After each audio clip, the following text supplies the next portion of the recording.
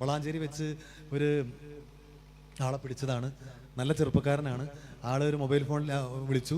ആ വിളിച്ച സമയത്ത് ഞങ്ങൾ പഴയ പോലെ ടെക്നിക്ക് പറഞ്ഞു, ഇതൊരു കാര്യം ചെയ്ത് വെച്ചാൽ കോട്ടയ്ക്കൽ ആ ബാറിൻ്റെ മുന്നിൽ അവിടെ നിന്നോ, ഞാൻ അങ്ങോട്ട് കൊണ്ടുവരാം സാധനം എന്ന് പറഞ്ഞു ഫോണിൽ. 5 മിനിറ്റ് കഴിഞ്ഞപ്പോൾ വീണ്ടും അയാൾ വിളിച്ചു.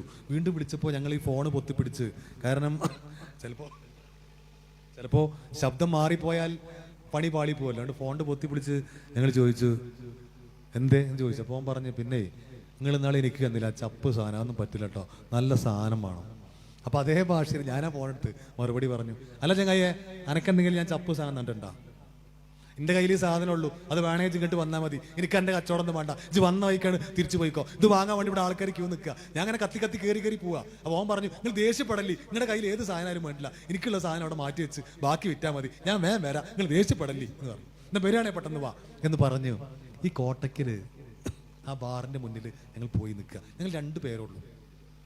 ലുങ്കി കൊടുത്തിട്ടാണ് കേട്ടോ, ലുങ്കി കൊടുത്തിട്ടാണ് നിൽക്കുന്നത്.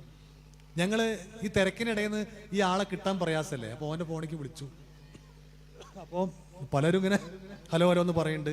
അപ്പോൾ നമ്മുടെ ഫോൺ എടുത്ത ആൾ ആരാണെന്ന് അറിയാത്തതുകൊണ്ട് കട്ട് ചെയ്ത് ഒന്നുകൂടി വിളിച്ചു. അപ്പോൾ ഒരു ചെറുപ്പക്കാരൻ, സുമുഖനായ ചെറുപ്പക്കാരൻ ഈ ഫോൺ എടുത്തിട്ട് ഹലോ എന്ന് പറഞ്ഞിങ്ങനെ നോക്കുന്നുണ്ട്. അപ്പോൾ ഞങ്ങൾക്ക് തോന്നി, ഇവനാണോ വിളിച്ചേ, ഇവനാണോ ചപ്പ് സാധനം പറ്റൂല എന്ന് പറഞ്ഞേ. കാരണം ഞാൻ നേരത്തെ പെൻഡിങ് വെച്ചൊരു കാര്യമുണ്ട്. സാധാരണ ലഹരി മരുന്നിന് അടിമപ്പെട്ട ആൾക്കാർക്ക് ചില പ്രത്യേകതകൾ കാണാറുണ്ട്. ആ പ്രത്യേകതകൾ പറയുമ്പോൾ എല്ലാവരും അതാണെന്ന് ആരും തെറ്റിദ്ധരിക്കരുത്, അത് മുഴുവൻ കേട്ടാൽ മതി, അപ്പോൾ നിങ്ങൾക്ക് മനസ്സിലാവും. മിക്കവാറും ആൾക്കാർ നനയ്ക്കില്ല, കുളിക്കില്ല, പല്ല് തേക്കില്ല, ദൈനംദിന കാര്യങ്ങളൊന്നും ശ്രദ്ധിക്കില്ല. മുടിയൊക്കെ കൂടെ ഇങ്ങനെ കുളിക്കാതെ, മുടിയൊക്കെ വെട്ടാതെ ഇങ്ങനെ വളർത്തി ഇങ്ങനെ ചേന മുളച്ചിക്കണ മാതിരിയൊക്കെ നിൽക്കും എന്ന് വിചാരിച്ച് മുടി വളർത്തുന്ന എല്ലാവരും കുഴപ്പക്കാരാണ് എന്നാണോ? ഒരിക്കലും അല്ല കേട്ടോ, അങ്ങനെ ചിന്തിക്കരുത്. പക്ഷെ എൻ്റെ മനസ്സിലൊക്കെ ഞങ്ങളുടെ മുന്നിൽ വരുന്ന ലഹരി മരുന്നിന് അടിമപ്പെട്ട് വരുന്ന ആൾക്കാർ ഇതേപോലെ മുടി ഇങ്ങനെ ഉണ്ടാവും, പാൻറ് ഊരിപ്പോയിട്ട് ഇവിടെ ഉണ്ടാവും, പാൻറ് ഇവിടെ കിടക്കുക ഊരിപ്പോയിട്ട്, എല്ലാം കാണാൻ പാടില്ല എന്ന് പറഞ്ഞ എല്ലാ നാട്ടുകാർക്ക് കാണിച്ചിട്ടാണ് പോവുക. പിന്നെ ഷർട്ടിൻ്റെ ബട്ടൺസ് തലങ്ങ് പോലും കെട്ടിട്ടുണ്ടാവും, ബോധം ഉണ്ടാവില്ല, അത് ഇടാനുള്ള ബോധമൊന്നുമില്ല. ചിലവർ കണ്ണ് എഴുതിയിട്ടുണ്ടാവും, സുറുമ എഴുതിയിട്ടുണ്ടാവും. അപ്പോൾ നമ്മുടെ മുന്നിൽ ഈ മുടി വളർത്തിയ ആൾക്കാരെ കണ്ട പലപ്പോഴും നമുക്ക് സംശയം തോന്നും. ഇങ്ങനെ പട്രോളിങ് പോകുമ്പോൾ വണ്ടി പെട്ടെന്ന് നിർത്തിയിടാ മോനെ ഇവിടെ വാ, സംശയമാണ്. അപ്പോൾ നോക്കും, അപ്പോൾ തപ്പി നോക്കും പോലും നല്ല കുട്ടികളൊക്കെ ആയിരിക്കാം. മനസ്സിൽ ഇത് കിടക്കില്ലേ ഈ മുടി വളർത്തുന്നവരൊക്കെ കുഴപ്പക്കാരാണെന്ന്. പക്ഷേ ഇപ്പം എൻ്റെ മോൻ തന്നെ ഇടയ്ക്ക് ഏകദേശം ഇതുപോലെ അത്രത്തോളൊന്നും ഇല്ലെങ്കിലും മുടി വളർത്തി വരുമ്പോൾ ഞാൻ പറയടാ മര്യാദയ്ക്ക് പോയി മുടി വെട്ടറ എന്ന് പറയുമ്പോൾ അവൻ പറയും, അച്ഛനെന്തിൻ്റെ കുഴപ്പമാണ്. ആദ്യം അച്ഛൻ്റെ മനസ്സിലുള്ള ഈ മനോഭാവമാണ് മാറ്റ്. ഇങ്ങനെ മുടി വളർത്തുന്ന എല്ലാവരും കുഴപ്പക്കാരാണ് എന്ന മനോഭാവം മാറ്റ് എന്ന് പറയും. പക്ഷെ ഇത് മനസ്സ് കിടക്കുകയാണല്ലോ. പക്ഷെ അത് മാറ്റിയത് എപ്പോഴാണെന്നറിയോ? അവരെല്ലാവരും കുഴപ്പക്കാരല്ല എന്ന ആ സങ്കല്പം മാറ്റിയത് 2018 ശക്തമായ പ്രളയം വന്ന് ഓർമ്മയുണ്ടല്ലോ. എനിക്കൊക്കെ ഡ്യൂട്ടി ഭാരതപ്പുഴയുടെ പക്കത്ത് നരിപ്പറമ്പ്, പൊന്നാനി നരിപ്പറമ്പിലായിരുന്നു ഡ്യൂട്ടി. പോലീസിൻ്റെ കൂടെ ഞങ്ങൾ എക്സൈസുകാരും ഡ്യൂട്ടിക്കുണ്ട്. ഭാരതപ്പുഴ കര കവിഞ്ഞൊഴുകി നരിപ്പറമ്പ് അങ്ങാടി മുഴുവൻ വെള്ളത്തിലാണ്. കരയേത് കടലേത് പുഴയേത് എന്നൊന്നും തിരിച്ചറിയാതെ ശക്തമായ വെള്ളപ്പൊക്കം. 1.5 കിലോമീറ്റർ വീതിയുണ്ട് പുഴയ്ക്ക് അവിടെ. അക്കരെ നിൽക്കുന്ന മരങ്ങൾ ഇക്കരെ വന്ന് കടപഴകി ഒഴുകി വീടിൻ്റെ മുകളിലൊക്കെയാണ് മരം കിടക്കണേ. ഈ തോണിയിലൊക്കെ ആൾക്കാരെ രക്ഷപ്പെടുത്തുകയാണ്. അപ്പോൾ ചില ഒഴുക്ക് വരുമ്പോൾ ഞങ്ങൾ പോലും ഒന്ന് പേടിച്ചു പോണ സാഹചര്യം. മനുഷ്യന്മാരാണല്ലോ, പുറത്ത് കാണിക്കില്ലെങ്കിലും വലിയ ഒഴുക്ക് വരുമ്പോൾ നമുക്ക് ചെറിയ പേടി വരില്ലേ? നമ്മൾ പോലും ഒന്ന് പേടിച്ചു പോകുന്ന ആ സന്ദർഭത്തിൽ ഇതുപോലെ മുടി വളർത്തിയ കുറെ ആൺകുട്ടികൾ വന്നിട്ടാണ് ജീവൻ പണയം വെച്ച് അവിടെ രക്ഷാപ്രവർത്തനം നടത്തിയത്. ചില കുറ്റിയും കുളത്തൊക്കെയുള്ള ജീപ്പിലാണ് വന്നേ, തേളിന്റെ മാതിരി ജീപ്പ്, ഒരു ടയർ ഇങ്ങനെ. അതൊക്കെ നിയമവിരുദ്ധമാണ്. പക്ഷെ ഒരു കാര്യമുണ്ട്, അത് പറയാതിരിക്കാൻ വയ്യ. അവിടെ വന്ന കുട്ടികൾ എങ്ങനെ മുടി വളർത്തട്ടെ, അവിടെ വന്ന കുട്ടികളൊക്കെ യാതൊരു ലഹരിക്കും അടിമപ്പെടാത്ത നല്ല ഒന്നാം തരം തെളിഞ്ഞ മനസ്സുള്ള കുട്ടികളായിരുന്നു. അതാണ്. പക്ഷെ നമ്മുടെ മുന്നിലെത്തി ഈ വരുന്നതൊക്കെ ഭ്രാന്തന്മാരാ. ഇതാ വ്യത്യാസം. അപ്പൊ ഇവനെ വിളിച്ചപ്പോ ചെറുപ്പക്കാര് കേട്ടോളൂ, മുടി എങ്ങനെയും വളർത്താം, ഈ പ്രായത്തിലൊക്കെ ആവാം. അപ്പോൾ എനിക്ക് നല്ല പൂതിയുണ്ട്, നല്ല മുടി വളർത്തണം എന്നൊക്കെ. നടക്കുമോ? പോലീസുകാരനാണ്, ഇത് വളർത്തിയ പണിക്ക് എല്ലാം പറ്റൂല. അപ്പോൾ എൻ്റെ ജോലി ചെയ്യണമെങ്കിൽ മുടി വെട്ടിയേ പറ്റൂ. റിട്ടയർ ചെയ്തിട്ട് വേണം മുടിയൊക്കെ ഒന്ന് വളർത്തണം, കൈമ റിങ് ഇടണം, ഒരു കടുക്കം കാതിലിടണം എന്നൊക്കെ ആഗ്രഹമുണ്ട്. റിട്ടയർ ചെയ്തിട്ട് കാത്തിക്കുക. പക്ഷെ ഇതിൽ നിൽക്കുമ്പോൾ അത് പറ്റൂല. അതുപോലെ ചെറുപ്പക്കാർ ഓർത്തോളൂ, നമ്മളൊരു ഇന്റർവ്യൂവിന് പോകുമ്പോൾ, ഒരു കോളേജിൽ അഡ്മിഷന് പോകുമ്പോൾ, അവിടെ ഈ കോലത്തിൽ ചെന്ന് കഴിഞ്ഞാൽ അവിടെ തന്നെ അപ്പത്തിന് അടിയിൽ ഒരു മാർക്ക് വീഴും, നമുക്ക് സെലക്ഷൻ കിട്ടൂല. അപ്പോൾ നല്ലൊരു ജോലിക്ക് പോകണമെങ്കിൽ, നല്ലൊരു ഇൻ്റർവ്യൂവിന് പോകണമെങ്കിൽ, ഒരു പുതിയ ഒരു കോഴ്സിൽ അഡ്മിഷന് പോകണമെങ്കിൽ നന്നായി മുടിയൊക്കെ വെട്ടി നല്ല ജെന്റിൽ ലുക്കിൽ നല്ല ഡ്രസ്സ് ചെയ്ത് പോയാലേ നമുക്കത് കിട്ടൂ എന്ന് ഒന്ന് ഓർക്കുക. ബാക്കിയുള്ള കാര്യങ്ങളൊക്കെ ഞാൻ ആ അവകാശങ്ങളുടെ മുകളിലൊന്നും ഞാൻ എതിരൊന്നും ഞാൻ പറയുന്നില്ല. പക്ഷേ ഇത് ഓർക്കുക, ഇത് ഓർക്കണം, മനസ്സിൽ വേണം. എന്തായാലും ഒരാൾ ഹലോ എന്ന് പറയുന്നുണ്ട്. അപ്പോൾ ചെറുപ്പക്കാരനാണ്, ഇവൻ നല്ല ജെന്റിൽ ലുക്കാണ് കാണാൻ. ഞങ്ങൾ ചെന്നു, ഈ കോളറിൽ പതുക്കണ് പിടിച്ചിട്ട് ചെവി പറഞ്ഞു, ഒച്ചയും വിളി ഉണ്ടാക്കണ്ട, പുതിയ കുട്ടികളുടെ ഒരു ഭാഷ ഉണ്ട്, ആ ഭാഷയിൽ പറഞ്ഞു, സീൻ ഉണ്ടാക്കണ്ട, പതുക്കണ് പോരെ, ഞങ്ങൾ എക്സൈസുകാരാണ് എന്ന് പറഞ്ഞപ്പോൾ ഓൻ വിറയ്ക്കാൻ തുടങ്ങി. നേരെ അപ്പുറത്ത് ഗസ്റ്റ് ഹൗസിൽ ഞങ്ങൾ ജീപ്പുണ്ട്, ആ ജീപ്പിനകത്ത് അവന് കയറ്റിയിരുത്തിയപ്പോൾ ഞങ്ങളുടെ കാലിക്കൽ വീണ് കരഞ്ഞുകൊണ്ട് അവൻ പറഞ്ഞൊരു വാക്കുണ്ട്, രക്ഷിതാക്കൾ കേട്ടോളൂ. ആദ്യം അവൻ പറഞ്ഞ എന്താ അറിയോ, നിങ്ങൾ എത്ര പൈസ വേണമെങ്കിൽ പറഞ്ഞോളി തരാം, എത്ര പൈസ വേണം സാറേ പറഞ്ഞോളി. അപ്പൊ ഞങ്ങൾ ചോദിച്ചാടാ, എൻ്റെ കയ്യിൽ ഒരുപാട് പൈസ ഉണ്ടാ, ഇത് വലിയ പൈസക്കാരനാണല്ലേ, എത്ര പൈസ ഉണ്ട് എൻ്റെ കയ്യിൽ? അല്ല സാറേ, കളിയാക്കല്ല സാറേ. അവന് മനസ്സിലായി ഇത് കളിയാക്കാണെന്ന്. കളിയാക്കല്ല സാറേ, ഈ കാര്യം നിങ്ങൾ എൻ്റെ അച്ഛനോടും അമ്മോടും പറയരുത്. എന്താ പറഞ്ഞാൽ എൻ്റെ അച്ഛനും അമ്മയും ഞാനത് ഉപയോഗിക്കുന്ന കാര്യം അറിഞ്ഞാൽ ആ നിമിഷം അവർ മരിച്ചു കളയും, ആത്മഹത്യ ചെയ്യും. അപ്പൊ ഞങ്ങൾ ചോദിച്ചു, ഇത്ര സ്നേഹമുണ്ടോ അച്ഛനോടും അമ്മോടും, പിന്നെ എന്തിനാ ഈ പണിക്ക് പോയേ എന്ന് ചോദിച്ചപ്പോൾ അവൻ പറഞ്ഞൊരു മറുപടി ഉണ്ട്, കേട്ടോളൂ. അവൻ ഹൈസ്കൂൾ തലത്തിൽ പഠിക്കുമ്പോൾ ക്ലാസ്സിൽ ഒന്നാമനായിരുന്നു. മറ്റുള്ള വിദ്യാർത്ഥികളിൽ നിന്ന് വ്യത്യസ്തനായിട്ട് അവനൊരു പ്രത്യേകത ഉണ്ടായിരുന്നു. ആ പ്രത്യേകത ഇതാണ്, നമ്മൾ നമ്മുടെ മക്കളോട് പലപ്പോഴും പറയാറുണ്ട്, സിലബസിനകത്ത് മാത്രം നിൽക്കരുത്, ലൈബ്രറിയിൽ പോകണം, ബുക്സ് എടുക്കണം, വായിക്കണം എന്നൊക്കെ പറയാറുണ്ട്. ഇപ്പൊ ഈ സ്ഥാപനത്തിൽ പോലും ഒരുപാട് ട്യൂഷൻ ക്ലാസ്സുകളൊക്കെ തരുന്നുണ്ട് അല്ലേ, ഈ സ്ഥാപനത്തിൽ കൊടുക്കുന്നുണ്ട്. ഈ മക്കളെ നല്ല മക്കളായിട്ട് വളർത്തിയെടുക്കാൻ ശ്രമിക്കുന്നുണ്ട്. ഇവിടെ ഇരിക്കുന്ന ആ ചെറുപ്പക്കാർ, കുഞ്ഞുങ്ങൾ, പഠിക്കുന്ന മക്കള് പറ, നിങ്ങൾ സിലബസിനകത്തല്ലാതെ എത്ര പേര് ലൈബ്രറിയിൽ പോയിട്ട് മറ്റു പുസ്തകങ്ങൾ എടുത്ത് വായിക്കാറുണ്ടോ? ഉണ്ട്. ഒരു കൈ പോലും പൊന്തുന്ന് കാണുന്നില്ലല്ലോ. അതെ, ഓക്കെ, സന്തോഷം, കുറച്ച് കൈകൾ പൊന്തുന്നുണ്ട്. ഓക്കെ, വായിച്ചാലും വളരും, വായിച്ചില്ലെങ്കിലും വളരും. വായിച്ചാൽ വിളയും, 100 മേനി വിളയും. വായിച്ചില്ലെങ്കിലോ വളയും. ഇതാരാ പറഞ്ഞേ? കുഞ്ഞുണ്ണി മാഷ് പറഞ്ഞാണ്. വായിച്ചാലും വളരും, വായിച്ചില്ലെങ്കിലും വളരും. വായിച്ച് വളർന്നാൽ 100 മേനി വിളയും. പക്ഷെ മക്കളെ, ഒരു കാര്യം ഞാൻ പറയട്ടെ, ഇത് ചെറുപ്പക്കാരോടാണ് കേട്ടോ. അങ്കിളിന് ഭയങ്കര മടിയായിരുന്നു കേട്ടോ വായിക്കാൻ.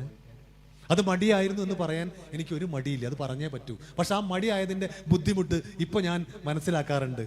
അത് ഏറ്റവും കൂടുതൽ മനസ്സിലാക്കിയത്, വായിച്ച വേറെ ഒരുപാട് ഗുണങ്ങളുണ്ട്, പക്ഷെ ഞാൻ കണ്ട ഒരു ചെറിയ ഗുണം ഞാൻ പറയട്ടെ. ഞാൻ തിരൂർ JMHS എന്ന് പറഞ്ഞ സ്കൂളിൽ ഒരു ക്ലാസ്സിന് പോയി.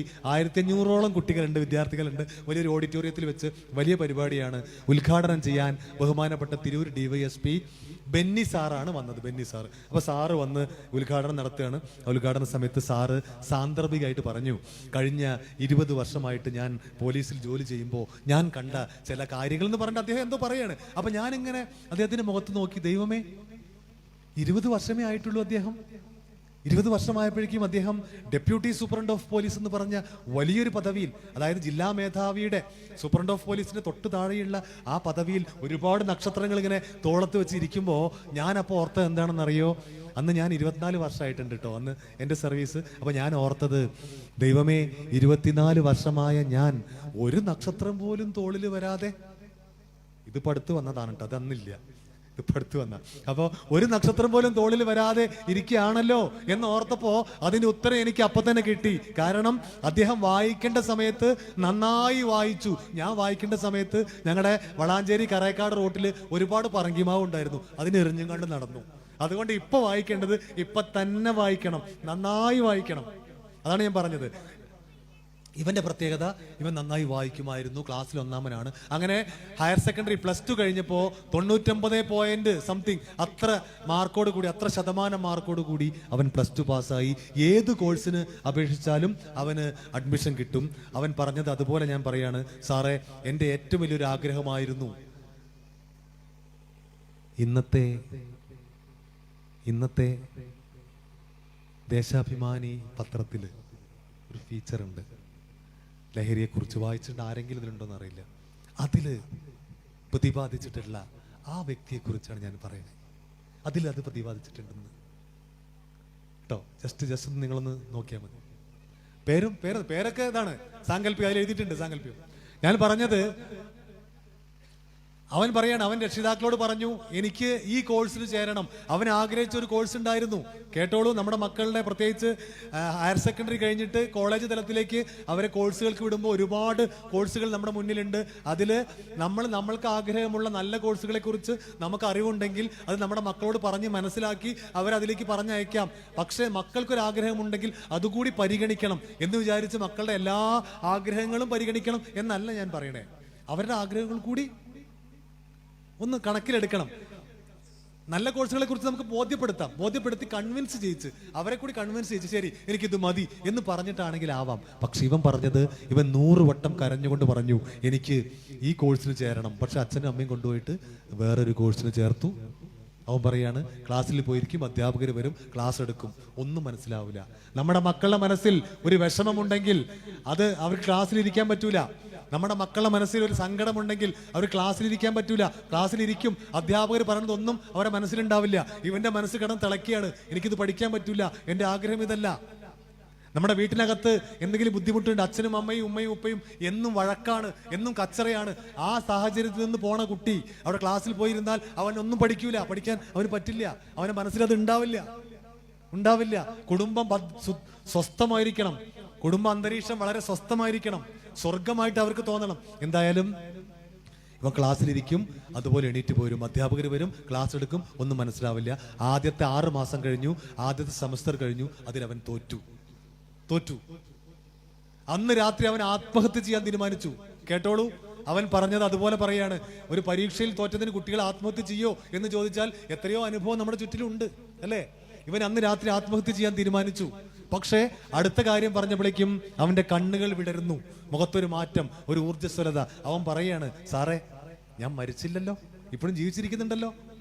ഇപ്പോഴും ഞാൻ ജീവിച്ചിരിക്കുന്നുണ്ടെങ്കിൽ അതിൽ 100% കടപ്പാടും എനിക്ക് എൻ്റെ കൂട്ടുകാരോടാണ് സാറേ, എൻ്റെ കൂട്ടുകാരാണ് സാറേ എന്നെ രക്ഷപ്പെടുത്തിയേ. ഇത് കേൾക്കുന്ന നിങ്ങൾ കരുതും നല്ല കാര്യമാണ് ചെയ്തത്, ഇത്ര നല്ല കൂട്ടുകാരുണ്ടായത് കൊണ്ടല്ലേ ആ കുട്ടി രക്ഷപ്പെട്ടത്. ആ തരത്തിൽ ചിന്തിക്കുമ്പോൾ നല്ലതാണ്. പക്ഷെ ഇതുകൂടി കേട്ടോളൂ, അവൻ പറഞ്ഞൊരു കാര്യം കൂടി ഇതുകൂടി കേട്ടോളൂ. സാറേ കൂട്ടുകാരാണ് സാറേ എന്നെ രക്ഷിച്ചേ, അവരാണ് സാറേ എന്നെ ജീവിക്കാൻ പ്രേരിപ്പിച്ചേ, അവരാണ് സാറേ എനിക്ക് ആദ്യമായിട്ട് തന്നെ ഈ സാധനം. ആര്? കൂട്ടുകാര്. നമ്മുടെ മക്കളെ കൂട്ടുകാർ വെറും കൂട്ടുകാരല്ല കേട്ടോ, ചങ്കാണ്. ഞങ്ങളവിടെ കഥ പറയാ, ചങ്ക് ബ്രോ. ഇപ്പൊ അതും മാറി, ഇപ്പൊ ബെസ്റ്റിയാണ്. ബെസ്റ്റി അല്ലേ? ബെസ്റ്റി ചെറുപ്പക്കാരില്ലേ? ഇപ്പൊ അതത്ര പുതിയ വാക്ക്. ചങ്ക് ബ്രോ മരിച്ചാലും കൂടെ നിൽക്കും, കട്ടയ്ക്ക് കൂടെ നിൽക്കും, അതാണ് ചങ്ക് ബ്രോ. കൂട്ടുകാര് വേണം, യാതൊരു സംശയമില്ല. നല്ല കൂട്ടുകാര് വേണം, നന്മ പറഞ്ഞു തരാൻ, നല്ലത് കാണിച്ചു തരാൻ കൂട്ടുകാര് വേണം. നമ്മുടെ വീട്ടിലൊരു ബുദ്ധിമുട്ട് വന്നു, വീട്ടിൽ ആർക്കെങ്കിലും ഒരു അസുഖം വന്നു, ഓടിയെത്താൻ കൂട്ടുകാര് വേണം. നമ്മുടെ വീട്ടിലൊരു സന്തോഷം വന്നു, താത്തയുടെ കല്യാണമാണ്, ചേച്ചിയുടെ കല്യാണമാണ്, തലേ ദിവസം വരണം, സഹായിക്കണം, നല്ല കൂട്ടുകാര് വേണം. അല്ലാതെ മരിച്ചാലും കട്ടയ്ക്ക് കൂടെ നിൽക്കുന്നു എന്ന് പറയുന്ന കൂട്ടുകാരൊക്കെ വെറുതെ ട്ടോ.